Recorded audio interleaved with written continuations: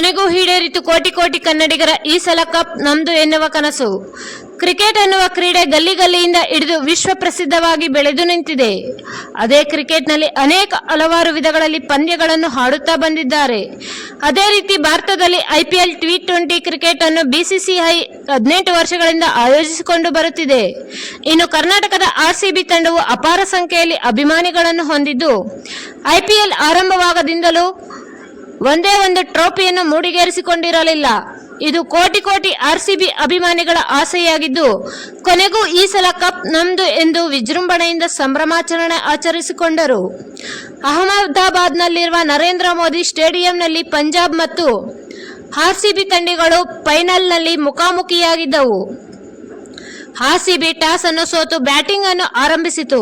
20 ಓವರ್ಗಳಲ್ಲಿ 190 ಕಲೆ ಹಾಕುವುದರಲ್ಲಿ ಯಶಸ್ವಿಯಾಯಿತು. ಇನ್ನು ಪಂಜಾಬ್ ತಂಡ 190 ರನ್ ಗುರಿಯನ್ನು ಬೆನ್ನಟ್ಟಲಾಗಿದೆ.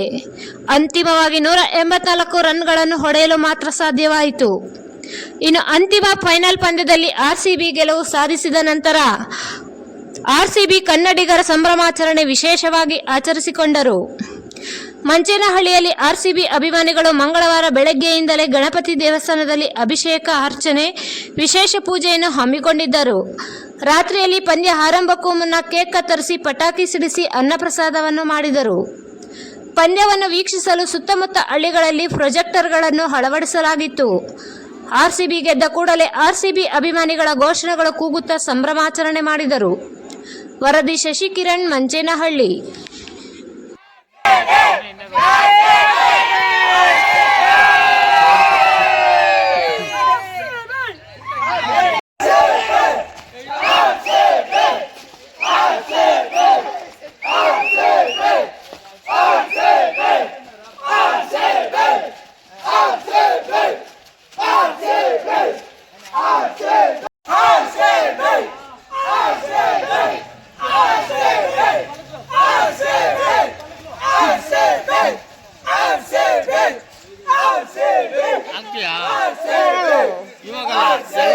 ನಾವು ನೀವು ಇಬ್ಬರು ಅನ್ಬಿಟ್ಟು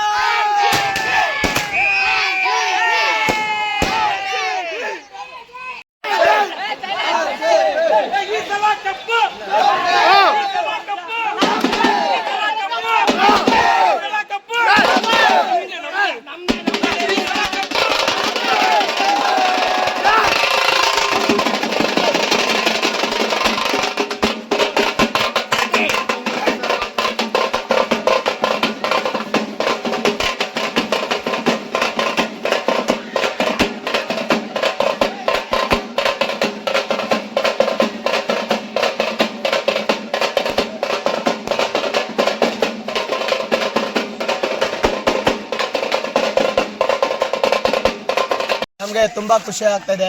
17 ವರ್ಷ ಆಗಿತ್ತು ಕಪ್ ಗೆದ್ದಿಲ್ಲ. 18ನೇ ವರ್ಷ ನಮ್ಗೆ ಕಪ್ ಗೆದ್ದಿದ್ದೀವಿ. ನಮಗೆ ತುಂಬಾ ಖುಷಿ ಆಗ್ತಾ ಇದೆ. ನಮ್ಮ RCB ಪ್ಲೇಯರ್ಸ್ ಎಲ್ಲ ಚೆನ್ನಾಗಿ ಆಡಿದ್ದಾರೆ, ಕೋಚು ಎಲ್ಲರ ಕಡೆಯಿಂದ ಚೆನ್ನಾಗಿ ಆಡಿದ್ದಾರೆ. ನಮಗೆಲ್ಲ ತುಂಬ ಖುಷಿ ಆಗ್ತಾ ಇದೆ.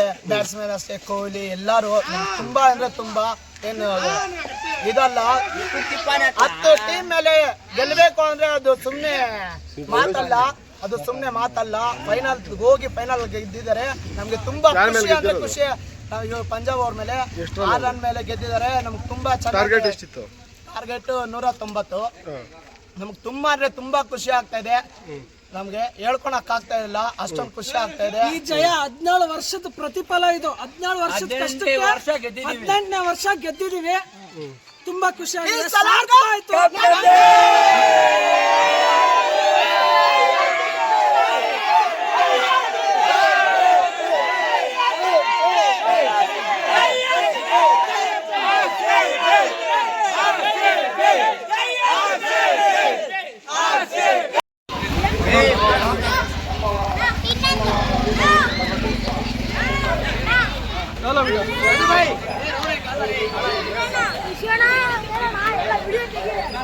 Nah,